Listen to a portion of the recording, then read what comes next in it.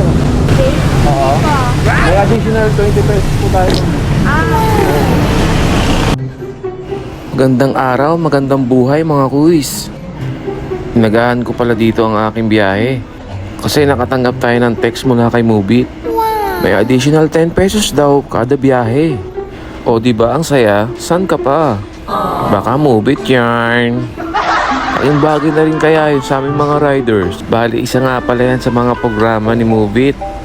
Ang AM Rush Incentive at ang PM Rush Incentive. Kaya sa mga gustong mag-apply dyan, PM lang kayo mga kuis para ma-assist ko kayo. Bali na pick up nga pala dito yung una kong pasahero. Medyo long ride nga pala to mga kuis. Kaya sa haba ng biyahe namin ni ma'am, ay nakaisip ako ng kalokohan.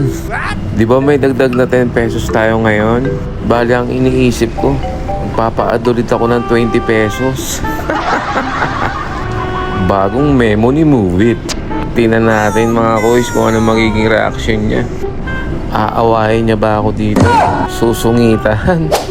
Or magbibigay talaga si ma'am ng 20 pesos sa atin?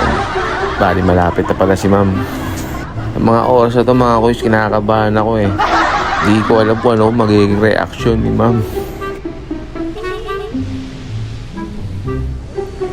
Eto na. Tingnan natin.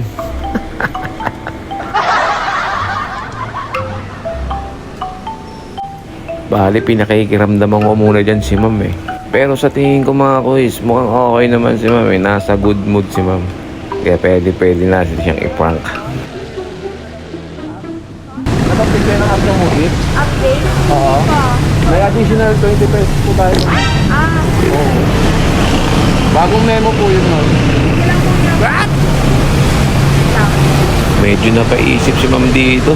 Pagka nag-update kayo, lalabas yung peso. Ano card yung akin? Oo nga. Okay lang kasi. Oo, Kasyo. Grabe talaga magbibigay si ma'am ng 20 pesos. Salute sa'yo ma'am. Bali dito, hindi ko na napigilan na sabihin na prank lang yun. Okay lang, ma'am. What? Ano lang ngayon? Prank lang yun. Yeah. Masabi ko, ano yun? Bakit may ganon? Nakakainis. Gabayad lang. Hindi, joke lang mga. Okay na, ma'am. Thank you, kuya. Thank you po. Kala ko meron talaga ko. Re-report ako, charot. Thank you po, ma'am.